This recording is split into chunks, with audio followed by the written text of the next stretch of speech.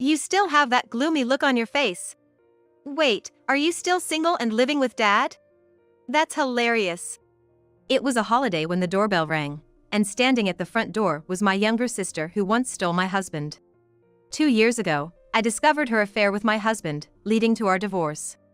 Since then, I had lost track of both of them, but suddenly, my sister returned, ridiculing my appearance and flaunting her wedding ring.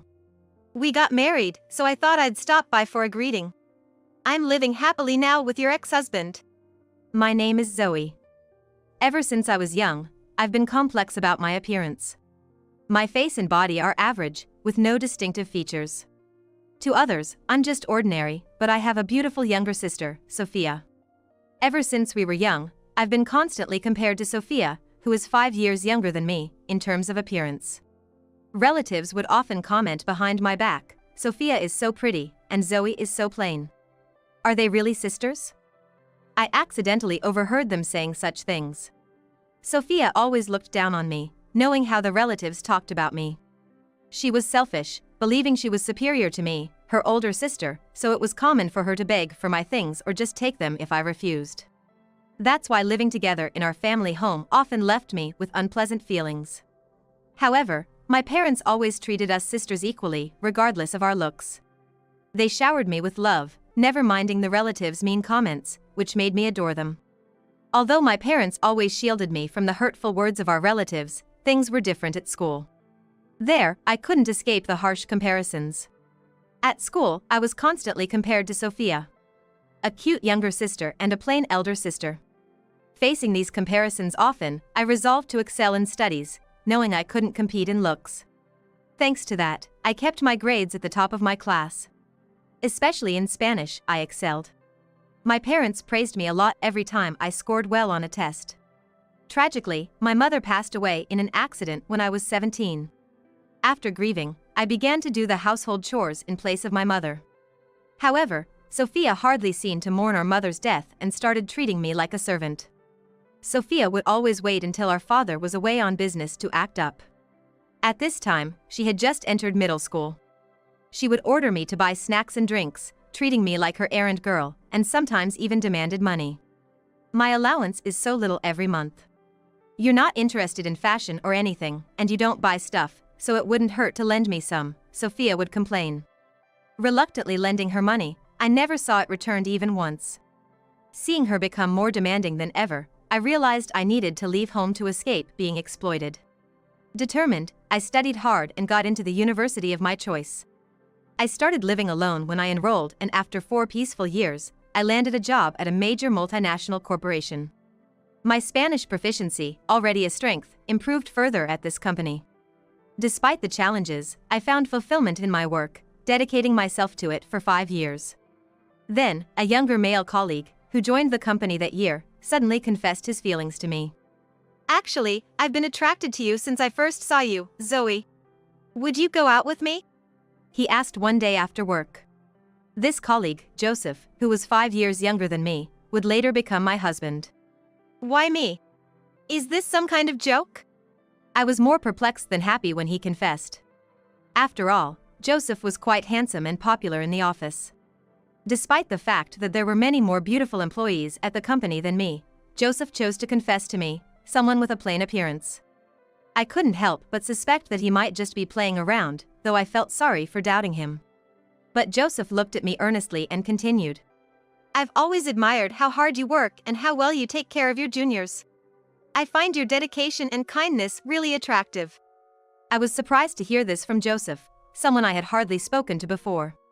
I never expected someone like him, who seemed to have it all, to notice someone like me. Truthfully, until Joseph confessed, I hadn't paid him any special attention. Even as other female colleagues whispered, "He's so handsome," to me, Joseph seemed like a distant figure, probably experienced with women. However, his sincere demeanor at that moment deeply moved me. When I bashfully looked down and replied, "If you're okay with someone like me, then yes," I still clearly remember his delighted smile when I looked up. I had virtually no experience dating men. In high school, I was constantly compared to Sophia, so love was out of the question. In college, a brief relationship ended with the guy calling me dull and plain, and breaking it off unilaterally. So, when I started dating someone as attractive as Joseph, I was ecstatic. Later, we moved in together and our relationship flourished. Joseph even visited my father a few times a year. My father was overjoyed that I had a boyfriend. Joseph seriously told him, "I want to marry Zoe someday," and I was thrilled by his feelings. 3 years later, we married. I was 30 and Joseph was 25. Our colleagues warmly congratulated us on our marriage, and I felt on top of the world. Joseph transferred departments after our marriage, but we both continued to work hard. After registering our marriage, we went to visit my father to formally introduce Joseph as my husband. My father was happy about our marriage, but I hadn't told Sophia about it. She might have learned from my father, but she never contacted me. I know her contact information, but since moving out, we hadn't been in touch, and I avoided seeing her when visiting home. Sophia still lives there. Having repeated a year in high school and 2 years in college, and is set to graduate this year. We carefully planned this visit to avoid meeting her. While my father, Joseph, and I were chatting amicably, the sound of the front door opening interrupted us, followed by a familiar voice saying, "I'm home." I was taken aback and froze. Sophia, as I feared, was the one who walked into the living room. "What's up, Sophia? You're home early today," my father greeted her. "My plans got cancelled, so I came back." "Wait, who's this guy? He's pretty handsome," Sophia said, ignoring me and ogling Joseph after explaining her cancelled plans. Uncomfortably watching my husband being appraised, I wanted to ask her to stop, but Joseph, seeing my sister suddenly appear, lit up and said with a smile, "Nice to meet you, I'm Zoe's husband, Joseph." Joseph stood up and walked over to Sophia with a smile. My husband, obviously smitten, and my sister, introducing herself with a not-so-displeased attitude. I felt an unpleasant premonition as she glanced at me and smirked. "I heard from Dad you got married, but I had no idea your husband was so handsome. You, being so plain, are quite lucky, aren't you?" "Sophia, that's not a nice thing to say." My father immediately reprimanded Sophia, but she seemed unaffected. Instead, she leaned on Joseph's arm and asked flirtatiously, "How old are you, Joseph? What do you like to do on your days off?" She looked up at him with a coquettish voice. Joseph didn't seem to mind and continued the conversation closely, leaving me at a loss for what to do. "Sophia, that's enough." When I was too upset to be angry, feeling a vague sense of anxiety that almost made me cry, my father strongly scolded Sophia. Relieved inside, I watched as Sophia glared at me and then, looking dissatisfied, moved away from Joseph and left the living room. After that, the conversation with my father didn't go well, and we decided to go home. However, just as we were about to exit the front door, Sophia, who was supposed to have gone to her room, came back and cozied up to Joseph again. As Sophia said, "Joseph, come visit again," and quickly moved away from him, I couldn't shake off a bad feeling. This was because, throughout his conversation with Sophia, Joseph looked very pleased, with a smug expression on his face. It was clear to me that he was captivated by the beauty of Sophia. Back home, I noticed a significant change in Joseph's behavior. He started carrying his phone everywhere, even to the bathroom, never letting it out of his sight. "What's going on lately? Are you expecting a call from someone?" I asked, puzzled by his behavior. But Joseph just brushed me off irritably, saying, "It's none of your business, stop nagging." His attitude towards me had grown cold. Conversation had dwindled, and increasingly he would leave home alone on weekends, returning either late at night or the next morning. When I asked where he had been, he always evaded the question. I didn't want to doubt Joseph too much, but as these incidents kept happening frequently, my mistrust only grew. Then, one day, I had to go on a business trip and leave the house for several days. The trip was supposed to last 3 days, but I finished work half a day early and managed to return home on the second night. I had emailed Joseph beforehand, but there was no reply when I reached home. Thinking he might have missed my message, I didn't worry too much and opened the front door. To my surprise, I found a pair of unfamiliar women's high heels discarded in the entrance. The instant sight of them triggered the same uneasy feeling I had when Joseph first met Sophia. Joseph was nowhere to be seen in the living room. But I heard voices coming from the bedroom. As I slowly opened the closed door, I was met with a shocking scene. There they were, Joseph and Sophia, entwined in each other's arms, completely undressed. "What are you two doing?" I managed to utter, my thoughts nearly freezing in shock. What's up? Weren't you supposed to come back tomorrow? It seemed Joseph hadn't checked his smartphone after all. He complained without any sign of remorse while getting dressed. He must have ignored my messages. Ugh, we were at a good part. You've always been so clueless, Sophia said irritably, getting dressed as well. Sophia, what is this? This is cheating. I confronted her in a rage, but Sophia just sneered dismissively. What's the problem? Joseph and I agreed on this. He said he prefers me over someone plain like you, she boasted, snuggling up to Joseph. Joseph, looking content, stroked Sophia's hair, completely ignoring me, his wife. Watching them, my anger rapidly cooled, replaced by a fading of love for Joseph. I reached into my pocket, pulled out my phone, and started using it. Hey, darling, have you been distant lately and glued to your phone because you've been in touch with Sophia? I asked calmly. Joseph finally looked at me and snorted. Yeah, Sophia's beautiful and charming, unlike you. Poor Sophia, having an ugly sister like you. He mocked, praising Sophia. It turned out that during our last visit to my father's house, Joseph had taken an instant liking to Sophia. Sophia seemed to feel the same. When we were leaving and she came to see us off, she stealthily slipped a note with her contact information into Joseph's pocket. Joseph openly bragged about how he started the relationship with Sophia by responding to the contact details she left for him. Furthermore, he hurled insults at me, saying, I only married you because I knew about your achievements and thought you'd make a good wallet. Otherwise, who would want to be with someone as ugly as you? Hearing this, my vision nearly went dark. His words plunged me into darkness. His sincere demeanor when he confessed to me was just a lie to deceive me. Holding back tears, I hurriedly called my father to report what Sophia and Joseph had done. My father arrived promptly, saw them together, and shouted, What foolishness is this? Sophia showed no remorse, even as our father scolded them. Joseph shamelessly admitted, I'm sorry, but I've fallen in love with Sophia. Disappointed, my father sighed deeply. Enough, Sophia. I disown you. I've overlooked your selfishness until now, but not anymore.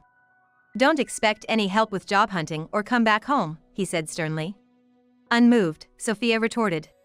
Fine. I'll be happy with Joseph anyway. Not a single word of apology to our father, despite being raised by him until today. My disgust towards her grew. I glared at them both, reached my limit, and declared, Fine, do as you please, Joseph. I want a divorce. Good riddance. Don't ever show me your ugly face again. I was so over Joseph's insults they didn't even register anymore. The thought of having spent even a moment married to someone like him seemed utterly foolish to me. After I told Joseph about the divorce, I left him and them behind and moved out of our apartment that very day. I moved back home and quit my job, but thanks to my father, I quickly found a new one. He works at a foreign-owned company similar to the one I had been at. And he used his high position there to talk to the president about hiring me. They were recruiting at the time, and I was able to join them. By the time my divorce was finalized, it seemed that Joseph had quit his job and moved away with Sophia, but I had no idea of their whereabouts. I settled into a peaceful life with my father and adjusted well to my new job. 2 years had passed since then. I had nearly forgotten about Joseph and Sophia when something completely unexpected happened. One day, a day off from work, the doorbell rang while I was doing housework. When I opened the door, there stood Joseph and Sophia, whom I hadn't heard from in so long. At the sight of me, they both smirked condescendingly. Hey, ugly, how have you been? Joseph said to me, catching me off guard with their sudden visit. You still have that plain look on your face. Seriously, are you still single and living with Dad? That's hilarious. Sophia snickered. What are you doing here? I asked wearily. Sophia flaunted her left hand, where a ring glinted on her finger. And Joseph wore a matching one. We got married, so we thought we should at least greet Dad once. Now, Joseph and I are living happily together. I could hardly believe they had the nerve to say such things to an ex-wife. I wanted to shut the door in their faces, but they pushed past me and barged into the house. Move it, ugly, is your dad home? Joseph deliberately bumped into my shoulder and brazenly crossed the threshold of the house. Sophia, who was supposed to be disowned by my father, appeared with an arrogant attitude, as if she had forgotten all about it. Then, hearing the commotion, my father emerged from the back of the house. Initially surprised to see Sophia and Joseph, he quickly put on a smile. "Oh, isn't that Sophia? And Joseph is with you too? You've come back at just the right time. I have something to discuss with both of you, come over here." Encouraged by my father's reaction, Sophia and Joseph seemed pleased and lightly headed towards the living room, so I followed them. As they casually sat down on the house's sofa, my father handed them some documents. They took them without suspicion, but as soon as they saw the contents, their expressions froze. It was a demand for compensation for infidelity against me. "What's this?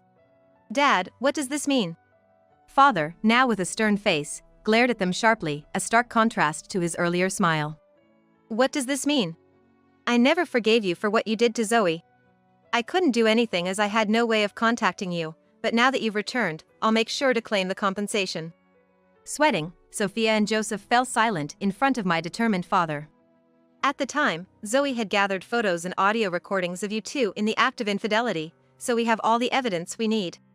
There's no escaping this. Faced with my father's relentless inquiry, Sophia and Joseph fell silent.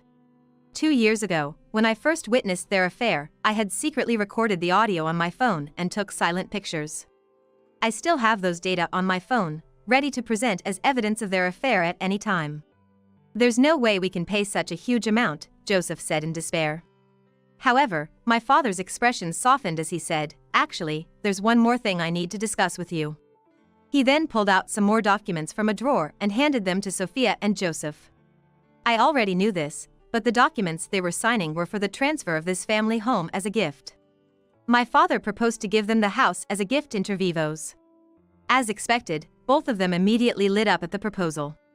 "So, you're giving us this house? Why didn't you say so earlier? Then, we can sell this house to pay off the alimony." It was clear they were only thinking about selling the family home for money. They seemed desperate for cash, eager to grab this lucrative opportunity, and started signing the documents without hesitation. "Poor you, living with Dad and getting nothing." Sophia mocked me after signing. She seemed to think I was getting nothing from our father. As I remained silent, they prepared to leave, thinking their business was done. "See you later, Dad. You two better pay Zoe her alimony soon," my father sternly reminded. Joseph replied nonchalantly, "Understood. Thank you for giving us your house." I watched the two leave, still mocking me, in high spirits. After they left, my father looked at me, nodding and smiling. I nodded back and started packing for a particular reason. Actually, my father and I had already planned to move out of this house soon. When Sophia and Joseph appeared, it was perfect timing for my father to propose the gift inter vivos. After we left, they tried to sell the house quickly, but it was old and significantly deteriorated. I know this because they called once about it. "You really had the nerve to stick us with such a rundown house, it's not even worth any money." As soon as the call connected, Sophia was fuming, but I had no intention of taking her seriously. "You were the ones who happily signed the contract, I don't know anything about the money. All I care about is getting my alimony." "No way!" I ignored Sophia's dismay and hung up the phone. In the end, selling the house didn't come close to covering the alimony, and it seemed Sophia and Joseph ended up in debt, working tirelessly every day. Joseph had already switched jobs, but his salary was lower than at his previous company, making their life more difficult. Furthermore, Sophia, who had lived off her parents' and Joseph's earnings until now, had never worked a day in her life. So, she was reportedly struggling a lot with the unfamiliar work life at the company she managed to get hired at. One day, as they were burdened with a hefty debt, my sister and her husband called me again. However, I was on a plane with my father at the time and had turned off my smartphone, so I didn't notice the call. We were on an international flight, out of range for over half a day. After getting off the plane and checking my smartphone, there were dozens of texts from Sophia and Joseph, demanding a redo of the gift inter vivos. How selfish can they get? We've already received the alimony, and I have no intention of getting involved with those two anymore, my father muttered, apparently having received a ton of texts as well. He started deleting all of them, clearly annoyed. I too wanted nothing more to do with them. After all, we were overseas now, unlikely to meet them again.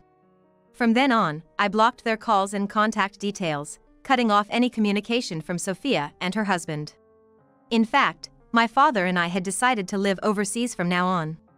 And now, I'm remarried, and my husband was with me on the plane. I met my husband through a company I joined, thanks to my father's arrangement. He was an expat employee from abroad, drawn to my intelligence and thoughtfulness. He approached me, and soon after, we got married. Recently, my company launched an overseas expansion project, and with my ability to speak Spanish, my husband, my father, and I relocated abroad as a team of 3. Thanks to my husband, a local resident, we were able to purchase a luxurious detached house. Since moving into our new home, I've completely forgotten about the unpleasant experiences back in the US. Now, I'm living freely and working hard in this new land. Together with my husband and father, I find great fulfillment in our overseas project and am thoroughly enjoying our new life. On weekends, we visit beautiful sceneries, living happily as a family of 3.